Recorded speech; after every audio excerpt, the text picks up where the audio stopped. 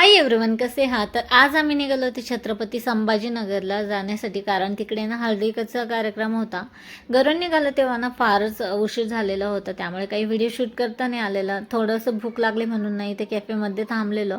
तर इथे बर्गर आणि फालुदा एन्जॉय केलेला. आहोंनी ट्रीट दिलेली होती, तर एन्जॉय करून आम्ही पुढे निघालो. तर हळदीच्या कार्यक्रमात ऑलरेडी उशीर झालेला होता. कार्यक्रम सुरू झालेला होता. तर इथे ना नवरदेवाच्या बहिणीने आधी हळद वगैरे लावून घेतलेली आणि मग बाकीच्यांना संधी मिळाली. इथे आम्ही दोघं नवरा बायकोने हळद लावली नवरदेवाला, आणि इथे हळद वगैरे लावून ना थोडंसं जेवण वगैरे केले. आणि नवरदेवाच्या घरामध्ये आणि नवरीच्या घरामध्ये फार डिस्टन्स नव्हता, फक्त रोडचा डिस्टन्स होता.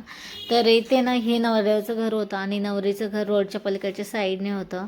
आम्हाला घरी यायला रात्रीचे 3 वाजलेले. तर इथे ना खूप थकले होतं. रात्रीचं फ्रेश होऊन ना इथे झोप घेतलेली. चला मग असा होता आजचा व्हिडिओ. आवडला असेल लाईक शेअर सबस्क्राईब करायला विसरू नका. बाय.